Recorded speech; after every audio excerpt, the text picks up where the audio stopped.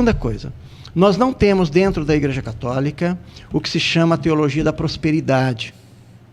Isso, eu ia perguntar isso para o senhor. Explica para nós, Jair, o que é teologia da prosperidade e teologia da libertação? Então, isso é muito. Eu vou até, esse aqui vai virar um corte depois, porque muita gente está perguntando isso. Essa diferença. Prosperidade e libertação. Eu não digo teologia, mas eu digo uma visão sobre a teologia. Porque a única teologia que nós temos dentro do catolicismo é a teologia da mensagem de Jesus Cristo. Não é? Que é da salvação, que é oferecida a todos. E gratuitamente, não se compra a salvação. Não se negocia. A única negociação que foi feita na salvação já foi feita na pessoa de Jesus Cristo. Essa negociação aconteceu na cruz. Jesus morreu na cruz para a nossa salvação. Tudo o que vem após disso é graça, é de graça.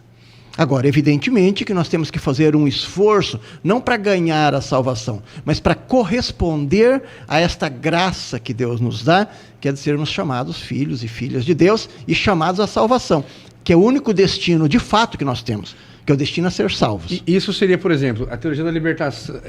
O senhor não usa o nome de teologia, mas isso seria que para o católico, grosso modo, seria que a gente alcança a salvação pelo perdão? Seria mais ou menos isso? A salvação não é uma conquista humana.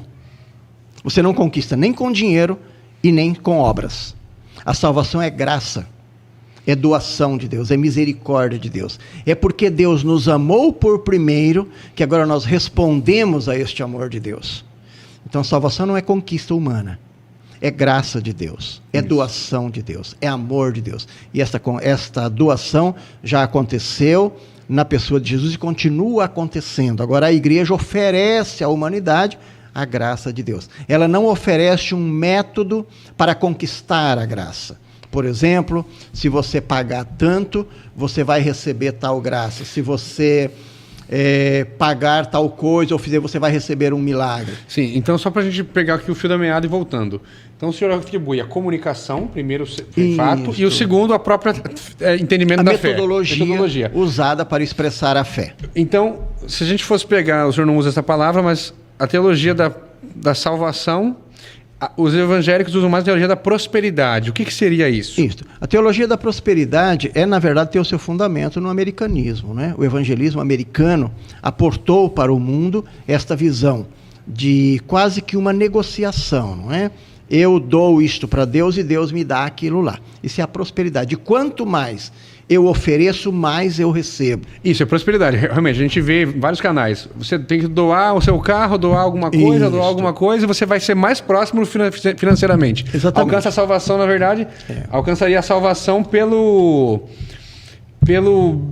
bom desenvolver financeiro seu, seria isso? Isso, exatamente. E dá-se a impressão que quanto mais você ganhou, é porque você foi mais agraciado por Deus. Entendeu? Então você ficou rico porque Deus te deu muita graça. Ora, isto traz em seu bojo um problema grave teológico. Que quer dizer que se você se manteve na pobreza, você não foi um agraciado, um abençoado. Isso é grave. Porque na teologia de Jesus Cristo é exatamente o contrário. Na teologia de Jesus Cristo, Deus é o Deus dos pobres. O que não quer dizer que não seja também do rico. Porque uma coisa não desabona a outra. Mas os privilegiados, e nós chamamos isso os anauim, quer dizer, os pobres de Deus, são os privilegiados dele. Não porque o pobre seja melhor ou pior que o rico. É porque o rico tem onde buscar os seus recursos. O pobre não tem. Então, quando o pobre não tem mais a quem recorrer, ele recorre a Deus. E Deus, como pai e mãe, ele atende. Inclusive, o único critério rigoroso de salvação que nós podemos encontrar nos textos bíblicos está no Evangelho de Mateus, capítulo 25. E o critério... Isto diz assim: eu tive fome, me destes de comer. Eu tive sede, me destes de beber.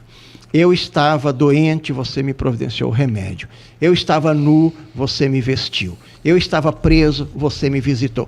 Isso é uma característica.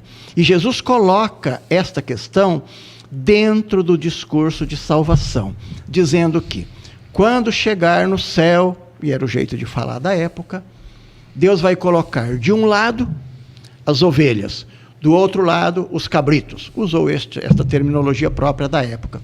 E dirá a alguns: vem fazer parte do reino do meu Pai, que Ele preparou para vocês.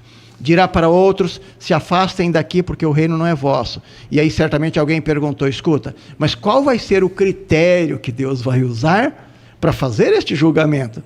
Para dizer para alguns: entre, para outros: não, aqui não é o teu lugar. E ele colocou essa expressão.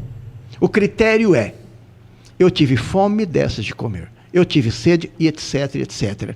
E aí então, alguém irá perguntar: mas quando foi que te vimos com fome, com sede, nu, preso, doente, e não fizemos isso? E a resposta: toda vez que você deixou de fazer isto a um destes pequeninos, os anauim, do grego, foi a mim que você deixou de fazer. Então, está vendo que aqui tem um critério.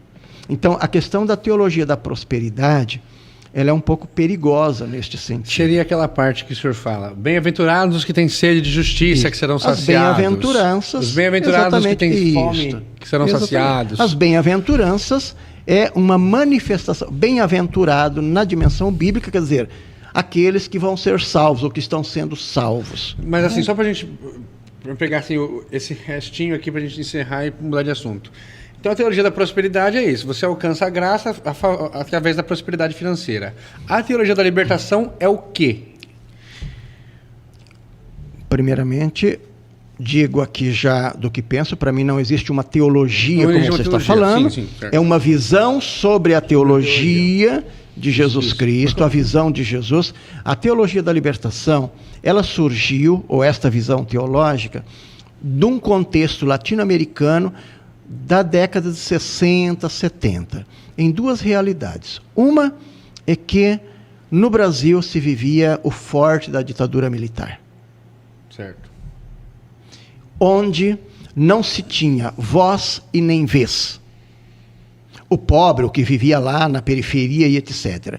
Então a teologia da libertação, ou esta visão teológica, foi uma maneira que ela achou de organizar as pequenas comunidades e fazer com que essas comunidades refletissem a sua vida à luz da palavra de Deus.